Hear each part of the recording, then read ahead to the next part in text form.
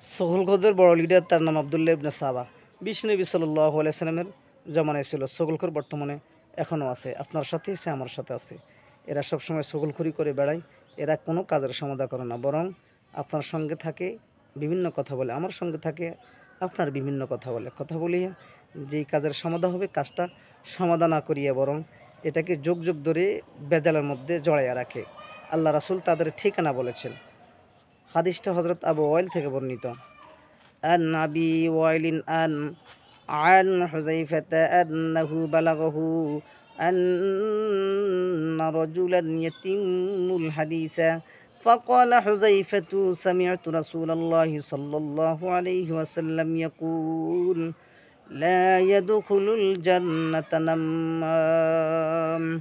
হযরত আবু ওয়াইল থেকে হাদিসটা বর্ণিত। তিনি বলেন, হযরত হুযাইফা রাদিয়াল্লাহু তাআলা আনহুর নিকট এই সংবাদ পৌঁছল যে এক ব্যক্তি সগলখড়ি করে বেড়ায়। হযরত হুযাইফা রাদিয়াল্লাহু তাআলা আনহু বললেন, আমি বিশ্বনবী সাল্লাল্লাহু আলাইহি সাল্লাম থেকে এই কথা শুনেছি এই ব্যক্তির ব্যাপারে যাকে তোমরা বলেছ, সগলখড়দের ব্যাপারে। যারা এই ধরনের কথা মিট না করে সগলখড়ি করে, আল্লাহ রাসূল বলেছেন লা ইয়াদখুলুল জান্নাতা নাম্মাম, সগলখড় কখনো জান্নাতে প্রবেশ করবে না। আল্লাহ রাসূল অন্য একটা হাদিসের মধ্যে বলেছেন লা ইয়াদখুলুল জান্নাতা কাত্তাত, সগলখড় কখনো জান্নাতে প্রবেশ করবে না।